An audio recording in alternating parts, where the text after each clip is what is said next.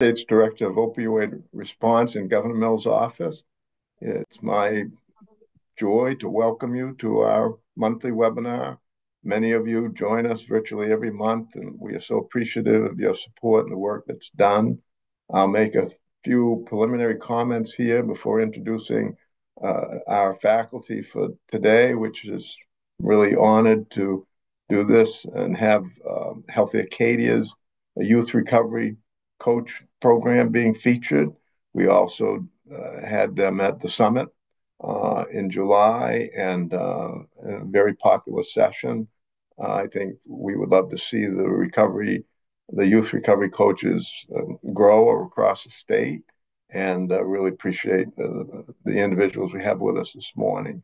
I remind you that there'll be time for questions, and if you put your questions in the question and answer box and not the chat, I'd appreciate it. We may answer just as we go along, and then there'll be an opportunity at the end to answer questions that you've presented during the hour. I remind you that we do this the first Friday of every month at 11:30, and the program in November is by the faculty is Dr. Elizabeth Fowley-Mock, who will present the data from the annual prescription monitoring program that's now over 20 years old. And Dr. Fowley-Mock will do that with Jessica Benson-Yang, our data director at the Office of Behavioral Health. And then in December, we have a program from bringing you up to date on the CCBHCs, the Certified Community Health Programs.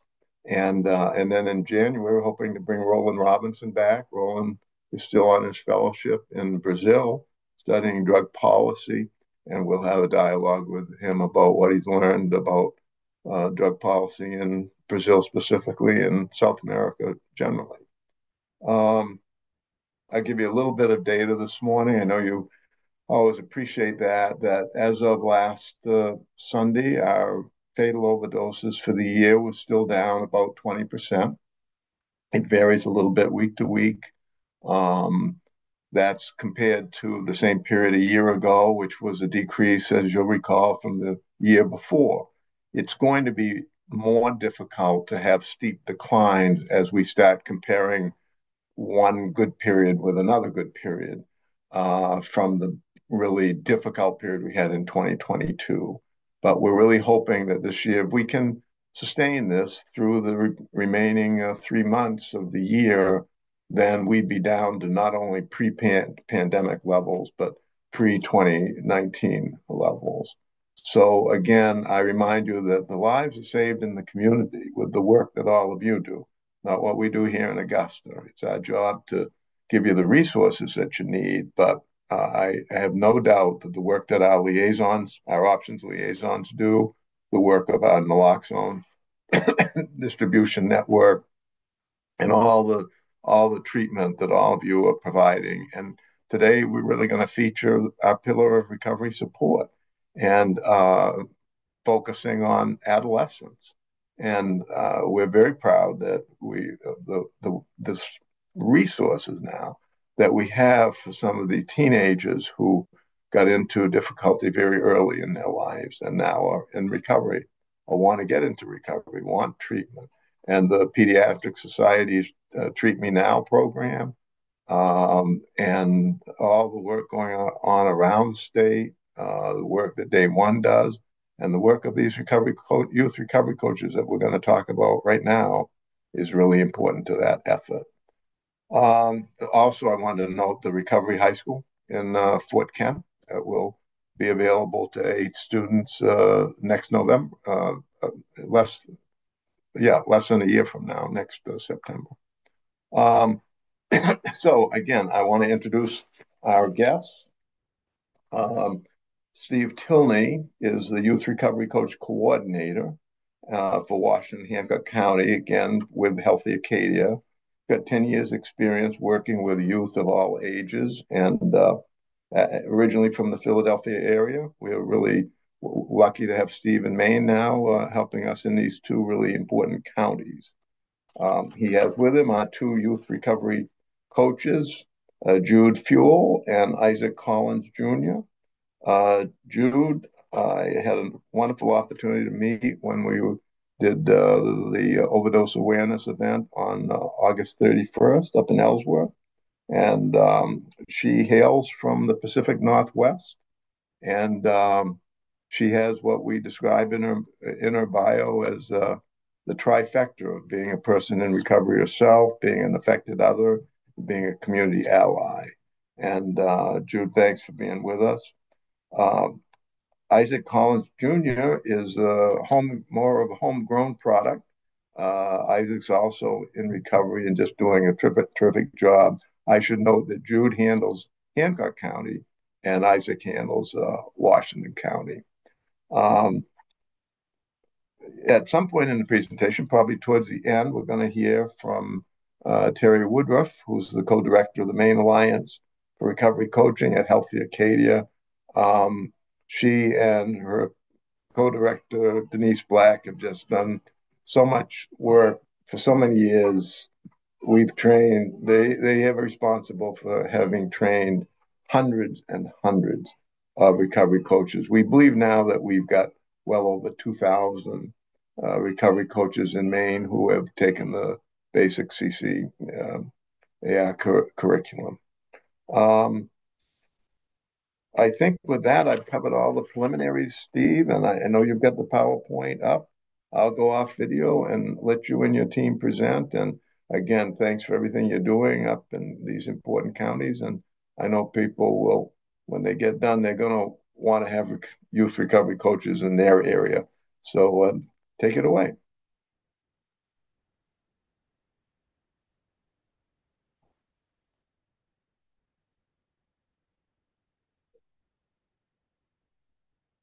Thank you so much, Gordon, for that amazing introduction. Bear with me as I get my PowerPoint set up. Um, yes, so we have introductions covered. The first slide I'd like to bring to attention is I'm going to give a kind of like a brief history of where this program started and where it was headed. This program was launched in May of 2024, and it was kind of started as a pilot. And it was designed to test and to build a model in real time, right? And one of the frequent expressions that I would consistently hear and we would talk about with Terry and Denise was that we were building it as we were flying it. And as we were doing that, we were working in real time to try and figure out the different sort of scenarios which would pop up, and we would handle that as they would come. The next thing was that it was a first fully funded program in the state of Maine. And I thought that that was a really key milestone for this. And that's one of the reasons why it's in here. And this to me was really huge because I'm personally really invested in working with the youth in state of Maine and feel like it was a great first step in trying to make youth recovery coaching accessible for everyone within this state. Um, we wouldn't I would be remiss to not mention that we want to say thank you to our funders, Office of Child and Family Services, as well as the Office of Behavioral Health.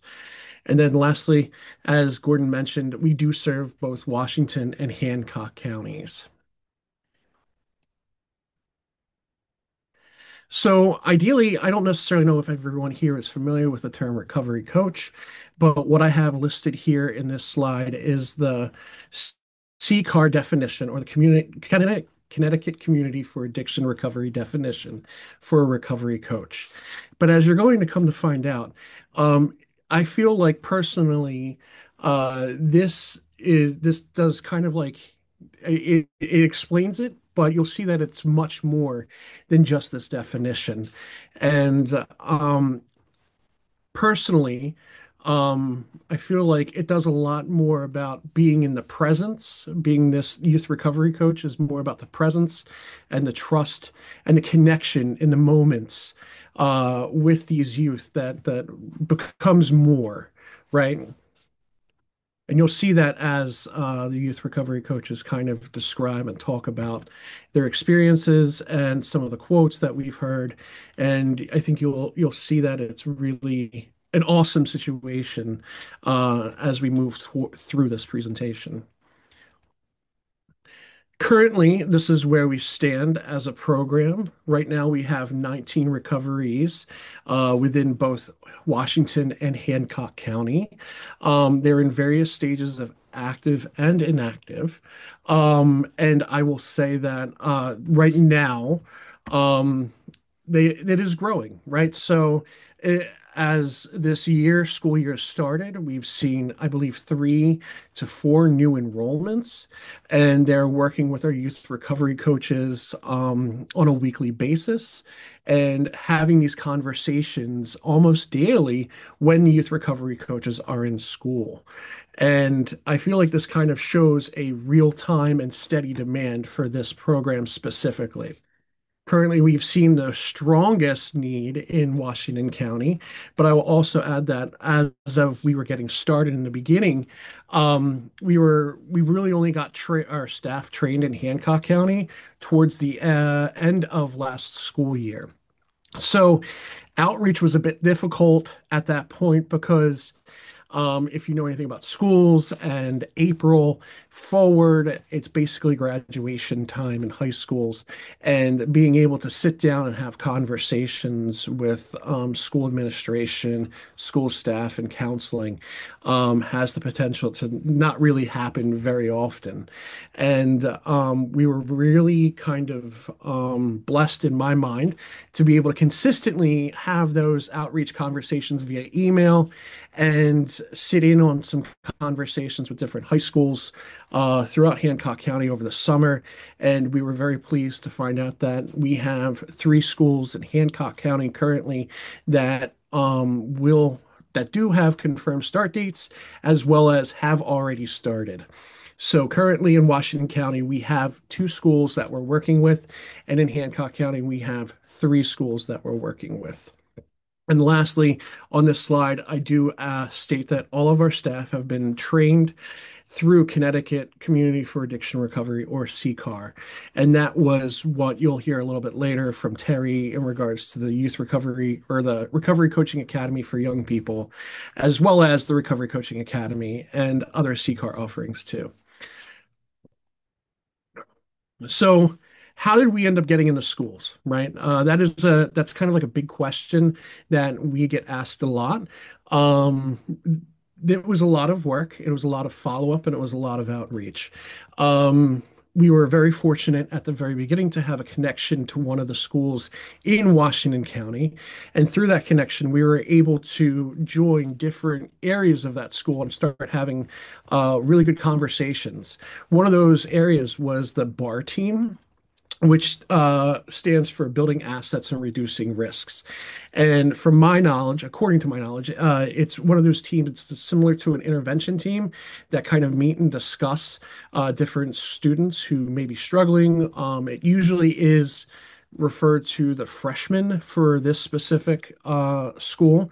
However, we were able to sit in and have conversations and talk about different potential opportunities to meet with students and discuss what youth recovery might look like for them. I have schools listed. It was a lot of outreach to schools.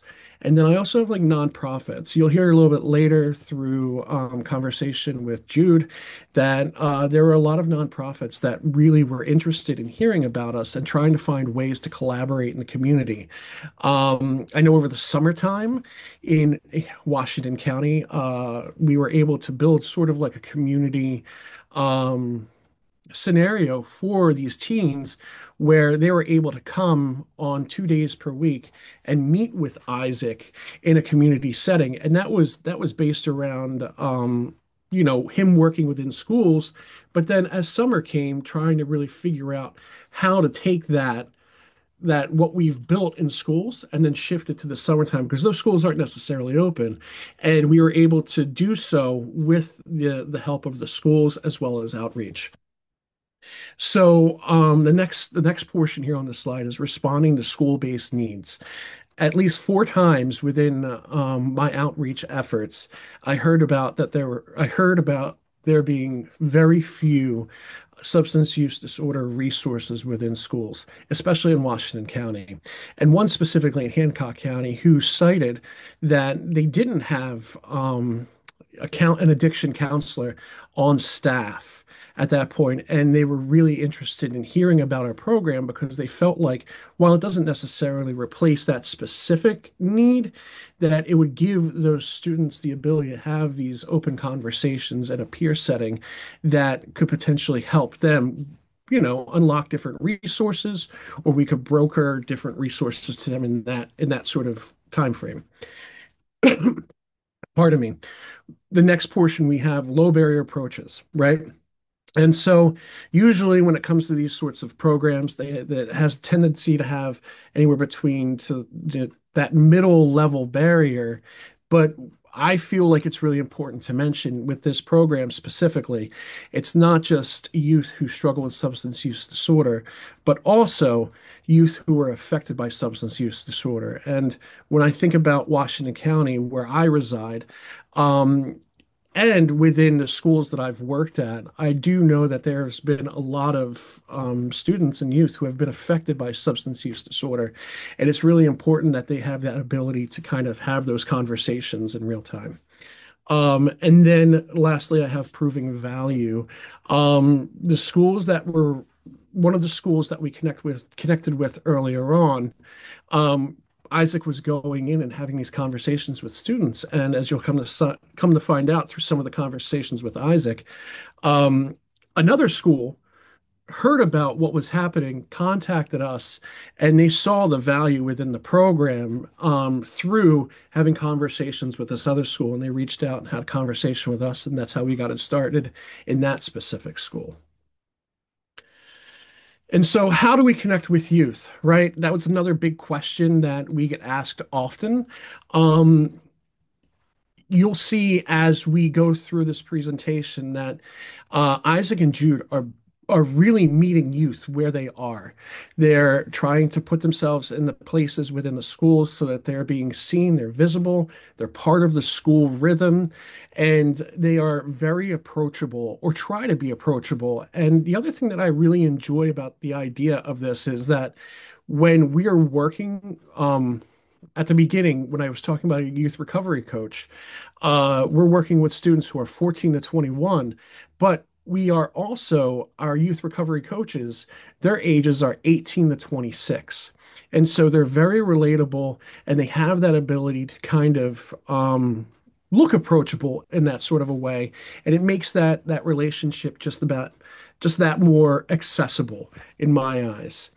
And the big thing that I like to point out here as well is that it's not just about that one-on-one sort of you know conversation. There are interactions that are happening every day that these coaches are taking note of, as well as having with these youth and these students in these schools, as well as within the community, where they're getting the chance to build that rapport and they're able to give the sort of or have those conversations in real time, and it's really awesome to be able to hear about. And it's not just about the one-on-one environment. Like I said, they're doing groups, and so they're working with students in a group sort of setting to be able to have conversations and to talk about some of the real things that happen when we deal with substance use situations, right? So we talk about stigma, we talk about overdose awareness, and these are the things that have kind of come into play, and the students really have been enjoying it. And so I'm going to pass it off to Isaac. Um, I'll add some more context at the end of these slides, but in this portion of the presentation, it can be kind of heavy. So strap into your desks, put down the hot coffees. I don't want you falling out of your seat, and I don't want you spilling coffee on those new slacks.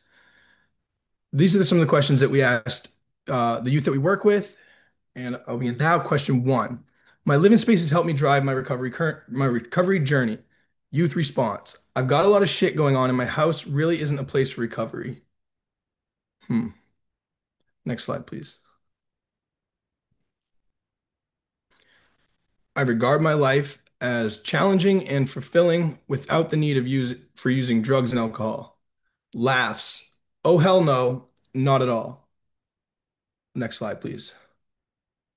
Last question. I am proud of the community I live in and feel part of it. Definitely not at all. Um, So I know some of you might be asking yourselves, like, it's crazy where these answers came from, right? And you'd be absolutely correct to think that because it is. And we're not going to tell you exactly who or where they came from, but what we will tell you is if you know where to look, you could find that every one of these answers came from a resident of the state of Maine between the age of 14 and 21. And also, I think it's important to remember that when we asked this student how his living spaces helped him drive his recovery journey, his answer was, "I've got a lot of shit going on in my house, and this place, and it's no place for recovery." And that really highlights something powerful for me. And what it highlights is that we as adults were able to separate ourselves from family issues and struggles. For example, if we have a parent that's in active addiction, we can step back and it hurts, but it hurts from a distance. And youth, on the other hand, they don't get that same distance. They're right there in the middle of it and they're experiencing it right up and close, right in their face. Next slide, please.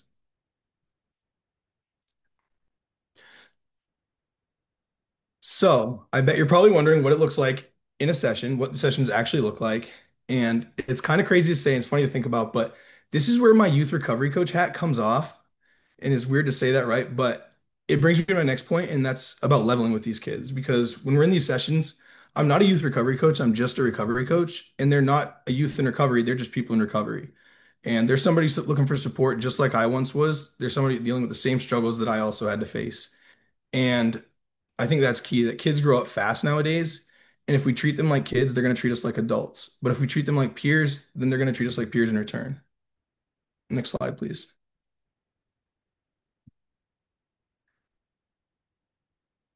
Outside the session. Outside the session, it's all about the little things. I mean, like Steven had brushed on. I make myself really visible in the school. I stand in the lunch lines, and I promise you guys, I'm not standing there for the food. I just make sure that I'm there in ways that students will notice me. And since I mentioned focusing on leveling during the sessions, I think it's important to highlight that outside the session, I try to focus on connection and like connectivity. I'm always looking for ways to connect with the students. I try to connect them with myself in any common ground that we can find, whether it's the IT room or the art class or anywhere else in the school. And on another note, I'm always thinking about ways they can connect with each other. I'm a huge advocate for them just being positive communicators with each other and helping them build healthy relationships within each other and within their student community, the student body. And that's exactly what we're seeing. Kids are building connections with each other. They're communicating emotions at 14, 15, 16 years old. Teenage boys are sitting there communicating emotions with their homies. You know, it's just kind of crazy to see. Um, it's something you wouldn't typically expect, and it makes me feel really good about my role. And what the role is just to encourage them to keep communicating properly in healthy ways, so that these connections can continue to last and be a type of support they can hold on to. Thank you. And now I think I'm passing it off to Jude. Yeah, thank you. So things are a lot fresher in Hancock County. Like Stephen was saying, by the time we had a trained coach ready to go, it was right around graduation time. And so I also agree that we were super lucky to be able to have those conversations at all. But they kind of all got paused right when we were getting momentum. And so in Hancock County, we were making good progress, and then summer came and it was a little slower, but we were still doing everything we could, like outreaching, spreading the word, getting connected with all kinds of local organizations. Sorry, I'm at the school right now, if you can hear the bell. But we also held kind of outreach drop-in hours where youth or anybody could come in and talk to us. And we did notice that a lot of the interest was for people younger than 14. And so we couldn't work with them directly, but it did kind of help me realize just how much this is needed to like work with people earlier than we might want to think. And oh, you can go to the next slide, please. So now that summer is over, we have started up with three schools. Two of them have already started, and one is yet to come, but soon enough. So I've been in Deer Isle Stonington High School and the Reach School, and soon to be the Ellsworth High School. And just like Isaac was saying, so far it's basically just being a presence and being visible and engaging. And, I'm kind of new to them. I'm kind of a stranger. So it's like, how can I communicate that I'm somebody they can trust? Um, and so far, it's a lot of fun for me because I just go into their classes, and conversations just happen. Whether it be in the art class, shop class, gym, or lunch, I'm there as a person. And then eventually, students will start to be like, I have a question. And then, you know, have more serious conversations. Um, which I'll get into it in a little bit, but you can go to the next slide. Thank you. So, on top of kind of the three schools we're at now, we also have a good partnership with Sumner Memorial High School, Mount Desert Island High School, and also the Inspire Recovery Center, which is a place that I'm starting to go in a couple times a week and also just be that presence because we do have young people coming into these recovery centers where they can get them linked up with us. And some other things to come is linking with the prevention team with Healthy Acadia. So some of the prevention team is also in similar schools that I'm going into. And so we're trying to think of ways that we can partner prevention and recovery because, yeah, they really go hand in hand. As well as the Heart of Ellsworth, a very visible community center. We're hoping to do some like outside of school and outside of a recovery center, just community events. So like some positive and healthy engagements, hopefully like a Halloween something or other, Christmas, and then also we've had some good conversations with the juvenile community corrections, which is a little bit slow moving just because everyone's so busy, but that would be a really cool connection to make that we're working on. And then you can go on to the next one, please. So that is all the nuts and bolts. And this is an example of somebody said this to me in our first session. He said, I was scared this was going to be like therapy, but you didn't just tell me what to do, you actually get it. And that is kind of the main theme. I feel like the thing I say most is kind of me too. Like it's something that happens all the time where students will get to talking to me and it'll just be like a side comment of something crazy they're going through. And I specifically understand because I went through the same thing. So that's just part of what I find really powerful. And being non-clinical, we don't have to just ignore those things. We can actually say like, yeah, I get that, and be living proof that you can survive. Um, and you can go on to the next one. Thank you. And that kind of gets to the whole, the magic of this program is that it's not just a service, a clinical service where we're like giving them, what to do or anything like that. It's about that relationship and understanding each other, and the trust, accountability, and connection that it takes. So just being that consistent present, showing up to the school every time when we say we're going to, putting ourselves out there, because for me, it's super uncomfortable sometimes being a little bit introverted. Um, and yeah, and one of my favorite things is it's like it says they're non-punitive. It's a space where they're not going to get in trouble. Like if they tell us something that's going on, something they're doing, we're not there to get anybody in trouble. We're just going to listen and help them. I mean, if they want to make better decisions, we'll help them make that, but we're not even going to say like you need to do X, Y, Z. So yeah, it's just a place to connect, build community, and help them think about their future and help them get there. And I believe I'm passing it to Steve now. Is that true? Yes, you are. Thank you, Jude. And so with that, I'm going to set this video up. I have a little video from Ben Collins. He is the vice president or vice principal, sorry, of Callis High School. And we had connected with him He was the first person to sign on to our program, and we really felt like this video would capture a lot of what was going on for the school and being able to feel and understand what his thoughts were on the program. And we were fortunate enough to have a small little video that he was able to film for us and describe some of the changes as well as some of the highlights of what this program offered in Calais High School. And I'm going to go ahead and play that now.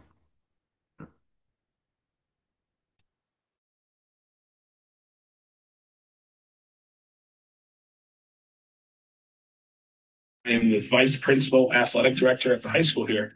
I just want to take a moment to talk about the youth recovery program that we were honored to be part of to start this journey. At first, when we were approached about like our recovery program, we were kind of like, yeah, what's that look like? What's that going to do to help our kids, our students?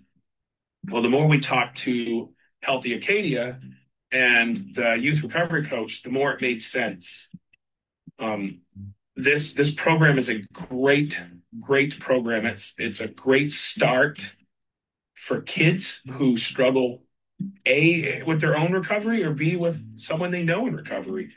They teach them how to interact. They teach them coping skills. They teach them how to just be proud of themselves, and get out of that stigma of, oh, you're just in recovery or you're just an addict. Like that's not the case. And at Calais High School, we want students to feel great about themselves and to thrive. And with this program, this youth recovery program, some of the students that have been in the recovery program I dealt with before the recovery program, I can see a huge difference in them and how they interact with people and how they use their own coping skills that they've been taught in this recovery program to benefit their life. They're academically striving. They're personally striving. This program, I can't say enough great things about it. I think if you are, on the fence of like, should we bring this into our school? I think you should jump aboard as fast as you can because right now there aren't many youth recovery coaches out there, and if you don't take the opportunity to grasp it right now, you may not have the opportunity for a while. And it's important for our students. It's just another great program to make sure our students are successful.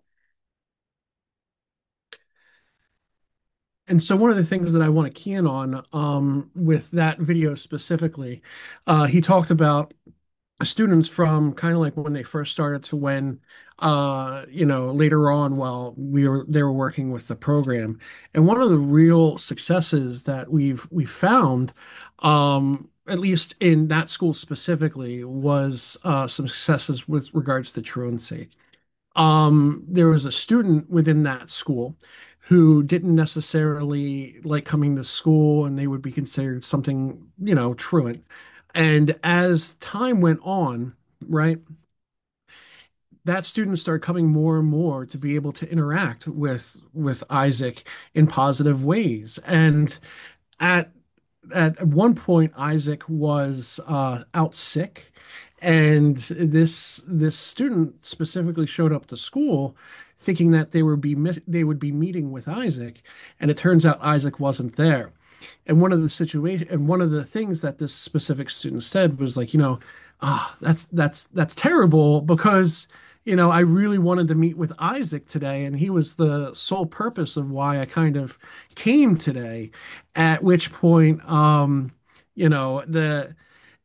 school understood that, they heard that, but then that student then stayed the rest of the day and was there for that school. And Isaac was then able to return the following week and then have those conversations with this specific student.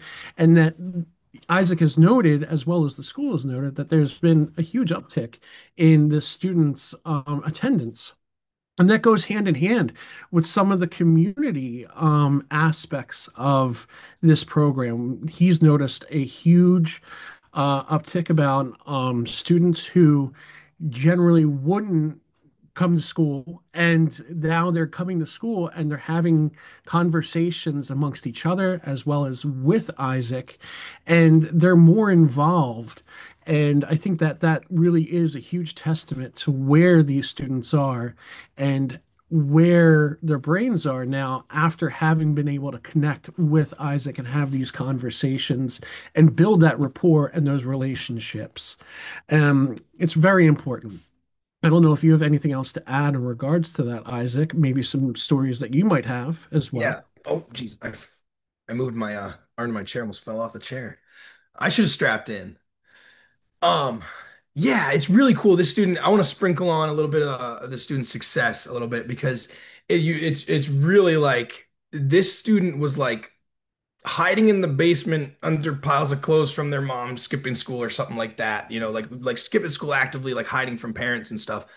And it literally went from that to this student being our biggest advocate in the school, like seeking me out to pass out our flyers and other programmatic material. And like, I think, which was really cool to see. And then at a short period of time after that, this student was gathering their friends for like a support circle to quit vaping. I think there was like 3 or 4 girls that started. I think two or at least 50% of them did well.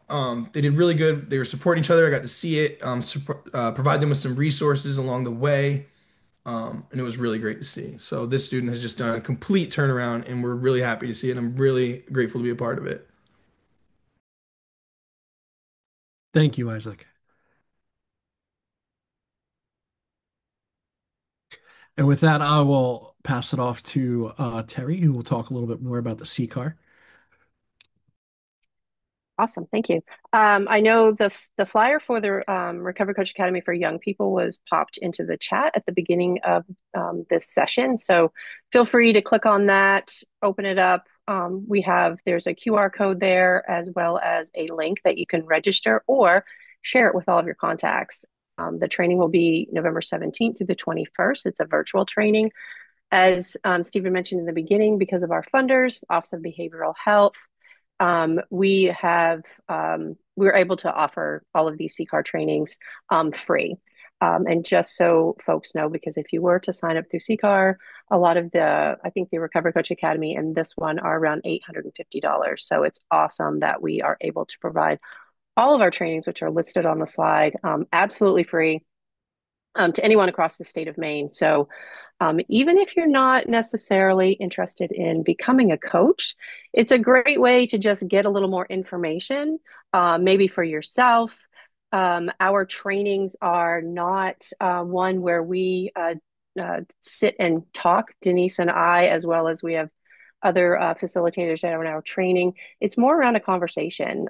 We use breakout rooms. Folks jump into those rooms and have those conversations, actually really great conversations. And the time flies. So a lot of folks will say at the end of the day, I can't believe we're already done. Like it's 8:30 to 2 and we're done. Or it's 5 days. I can't believe now I don't want to go away. I want to stay and stay connected. And so continuing to take additional trainings as well, if needed or if wanted to. So we do have this one, which is specific for those that do or would like to work with youth. We have the Recovery Coach Academy, which is the basic training that most folks will start with if they want to become a recovery coach. And then ethical considerations is the second training. Once you've taken those two trainings, you can then apply to be a registered recovery coach in the state of Maine. And so we always provide that information to folks after the training. And then the other trainings are more just kind of things to add as you continue to do the work as a coach. The recovery coaching in the justice settings is specific for folks that are working with someone, say, in treatment court or someone who is incarcerated or any type of justice setting. Jude mentioned like the parole and things like that, working with the juvenile justice folks. That could be something that would help and be specific for those. Spirituality for recovery coaches is also just, again, another one to learn more, even about yourself. And we'll refer to your art of coaching. So everyone has their own art.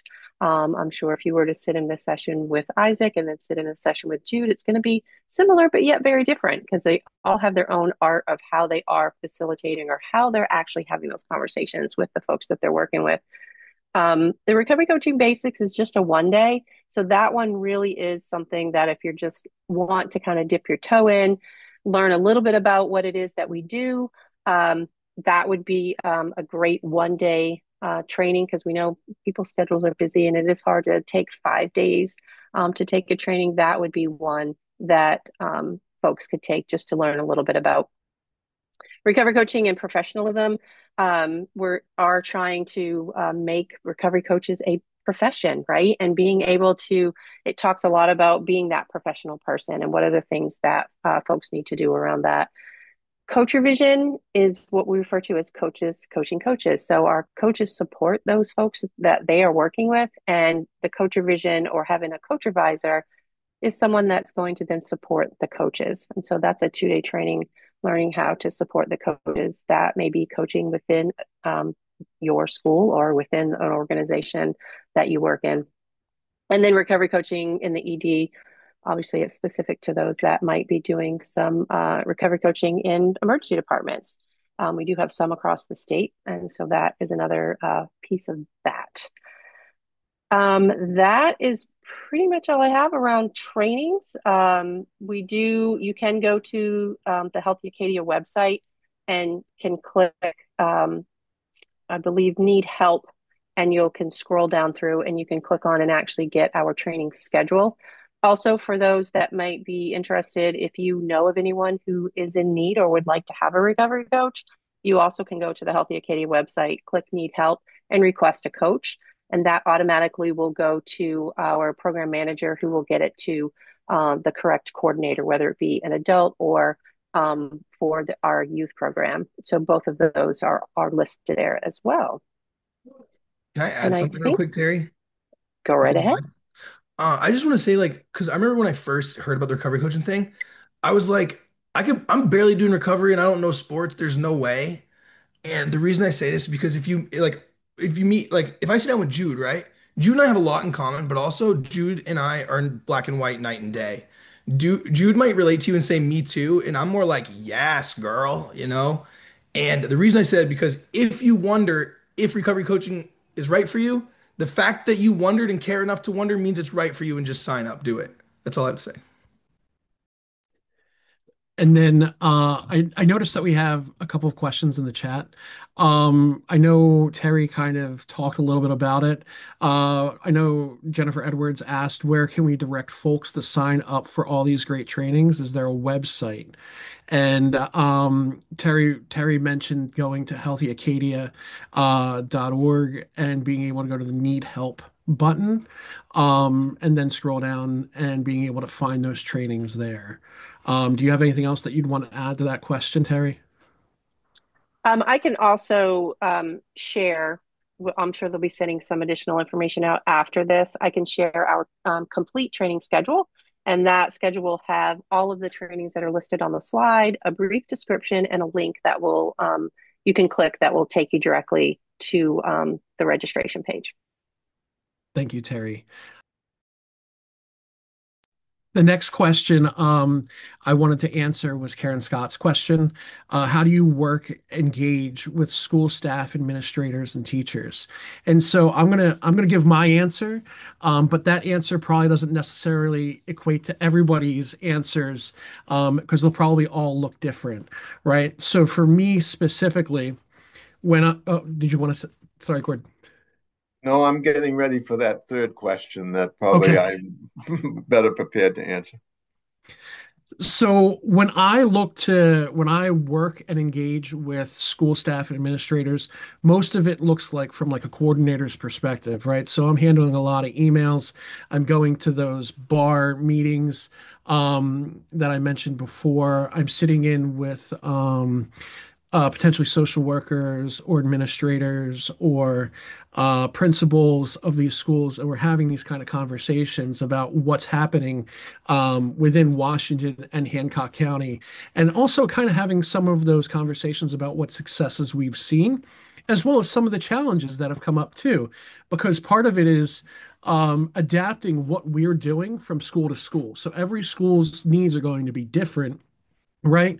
And even within that school and those needs, the different, whether it's an administrative ID situation or whether it's a teaching situation or whether it's school counseling, right? And so being able to address those needs on an individual level has helped me at least engage with them and keep that sort of flexibility for allowing Isaac and Jude to be able to do what they need to do within these schools. And so with that, I'll pass it to Isaac to be able to kind of have, well, I'll pass it to Jude. Jude seems like they're a little bit more interested in answering that question. So go ahead, Jude. It's just funny because I meant to bring this up because it was something that surprised me was how often I have pretty emotional conversations with staff about either people they've lost, people close to them who struggle with substances, or their own recovery. So that was just, I'm glad somebody asked that because it was totally unexpected, but actually happens all the time. That's actually a really good point, Jude, because that's actually happened to me a lot too. Like teachers will seek the youth recovery coach out and be Hmm. like try to find that relatability too or something like just want somebody to talk to about it or something, and it's pretty cool to see. Yeah. Um, Typically, I don't know if I really understood the question. I'll try. Uh, I engage with the teachers. I do engage in that manner, but also I'm like the annoying little brother that wants half your sandwich, except I'm not after anybody's sandwich. Like they just kind of love me and deal with me. I just feel like I just walk around and kind of joke and talk with everybody, and it's a good time, and it works out pretty well for me. It seems to me that it's a lot like any of our approaches to organizations and individuals who are overwhelmed with the responsibilities of their work. And so even when they want to welcome you in, there's always an initial, I just can't take anything else on. We find this when we go to a hospital or we go to a federally qualified health center, we go to a medical practice and say, we want to help you. We want to help you do better in caring for people with addiction. Um, they're just overwhelmed.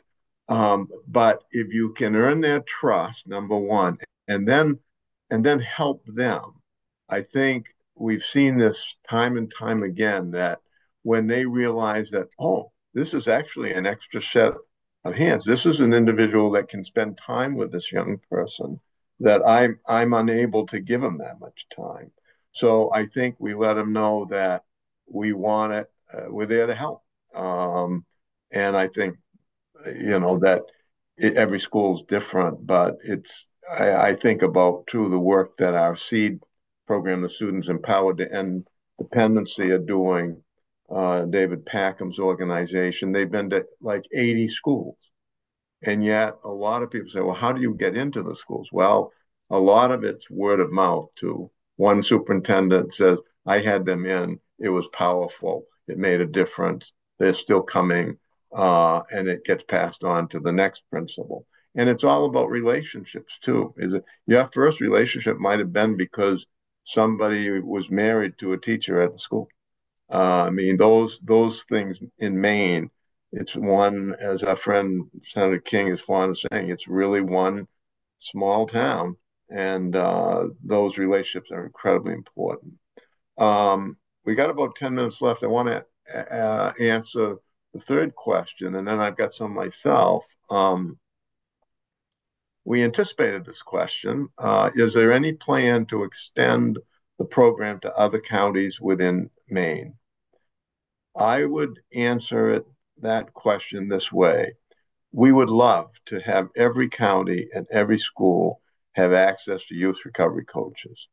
So there is an intention and support for the idea that this should be available everywhere. If a 14-year-old in Calais has access to this tremendous resource, why wouldn't we want to make it available, something similar available to a 14-year-old in Kennebunkport or in York? Anyway, so absolutely, it should be available across the state. Now, having said that, it's not an inexpensive proposition. We pay our individuals, and hopefully we pay them, a working wage to do this work. And so we have no present ability. We'd have no, let me put it this way. We have no funds available right now that we've identified as being able to do a statewide RFP following the completion of this pilot. Now, having said that, we're going to do everything we can.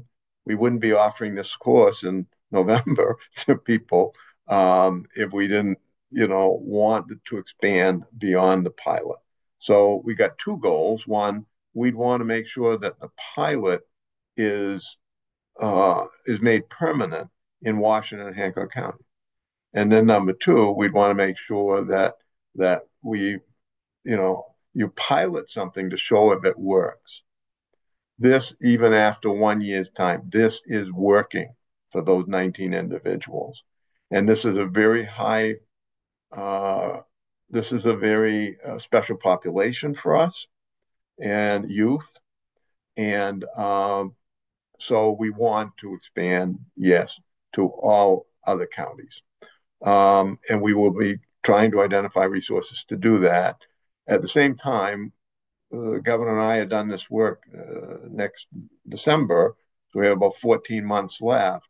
So a lot of this is going to be left to the next governor, and you should be attending every forum that you can attend and asking these candidates what are their ideas, how supportive would they be of having recovery, youth recovery coaches in every county in Maine, and see what their answers are.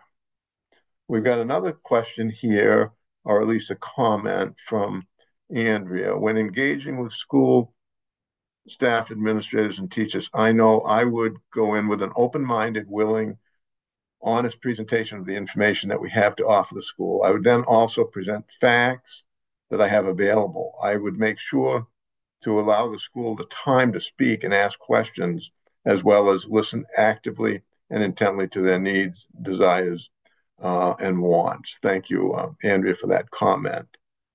Not seeing other, I better check the chat here. I don't think there's any questions in the chat. No, so let me ask a couple, as we've got a couple things left. Once you get into the schools, who have you found to be the most important relationships to have? For instance, is it the school nurse, a health teacher, a coach, social workers? Some of the schools have social workers, thank goodness. What would you say are the people that you directly seek out and have found to be most helpful? That's my question. So I would answer that me personally, there's been it's kind of been a spectrum, right? So the idea that like I was able to have conversations with principals and vice principals, social workers, teachers, the ones who I've specifically sought out when having these conversations and trying to outreach have been specifically social workers, LCSWs. That's who I'm looking for when I am perusing websites of schools and trying to gain someone within that school to be able to have a conversation with. Usually, when I start sending out those outreach emails and trying to gain those conversations right off the bat, I usually tag the LCSW social worker and then the principal and vice principal. But I would also say that after I'm in the school or we're in the school as a program, um, I know that Jude and Isaac are having conversations with teachers, LCSWs, all the way up to principals and vice principals, and it's just a consistent mode of conversation and communication that's happening when we can and when they have time. And I'll just Isaac. say on my end as a coach, I'm calling 10 plus students a day sometimes. So my best friend is the receptionist. I'm sure by the end of the day, I'm not her best friend, but it's how I feel. Great. Good, quite good answer. Jude, anything, any comment? I guess for me, it's kind of everybody, of course, like guidance counselor, all of that. But I don't know. I kind of approach it like I am open to connect with everybody. I talk to the janitor staff, I talk to each teacher, and different connections and conversations happen with each person. So I work closely with like the guidance staff, but everybody has value. I don't know if that makes sense. And Well, real there's a new question about hearing whether you hear from or interact with athletic coaches. Usually, Yes. oh, sorry. Sorry. That's all. That's all. When Yeah, I I think Al and Isaac kind of addressed that. I mean, I think the coaches are really important. Sometimes we realize we saw in the overdose review panel that actually had its bi-monthly meeting this morning. Um, we meet for 3 hours and do a deep dive into individual cases. And we had a case among last year. We reviewed three adolescent deaths, really tragic, two 15-year-olds and a 14-year-old. But in one of those cases, it was not lost on us that the one connection the young man had was to athletics in school. And almost everything else in his life was problematical. But that was one relationship that, had it even been enhanced, maybe it would have made the difference. The young girl actually had a relationship with a summer camp and was looking forward to going to that summer camp, but never made it. My last question is beyond the schools, your youth recovery coaches, your work is not exclusive to the schools. So I'm wondering, just as we do in the main prevention network, we pay a lot of attention to the youth development organizations, the YMCA, 4-H, scouting. There's a lot of before school time, after school time. All those kinds of organizations, have we been able to uh, to relate to some of those non school activities? So I will say yes. Throughout some of the outreach in Hancock County, we had been in touch with the YMCA. I haven't really heard anything back from them. However, I will also say that we had a lot of success with the Callis Recreational Center in Washington County. As we were trying to figure out how we were going to move and implement this throughout the summertime, I kind of spoke about it a little bit, but we were able to take the relationships that were made and bonded with Isaac out of the school and start them within the Callis Recreational Center throughout the summer. And so we saw a huge uptick from June, which is when it was started, to August. And when in June, I think there was a time where it was zero people who showed up, to August, where there was at least eight recoveries who were showing up fairly frequently.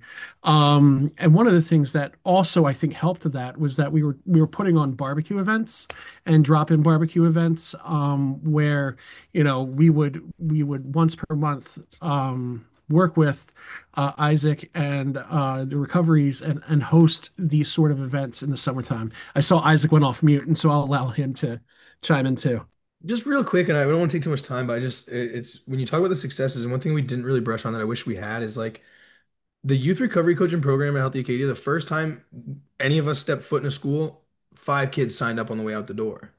And that just shows like it's working. It's going to continue to work as long as it continues to grow. And I think to bounce off with I had another point. I don't remember what it was. Sorry. Well, Couldn't be too you important, get I guess, huh?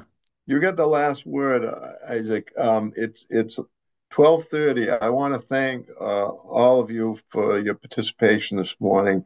We've gotten some nice comments in the chat about how valuable the program is and how they'd like to bring it to their communities. I also was remiss in introducing the program to not thank Lorena and her colleagues at ADEP Maine, formerly AdCare, for putting these programs together. We couldn't, Maz and I could not do this without their assistance.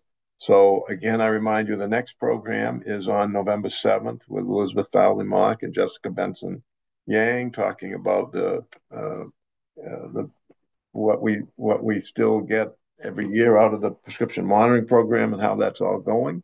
And again, thanks to our presenters, thanks to our participants, and I hope you all get out and enjoy this beautiful fall weekend. Thank you. Thank you.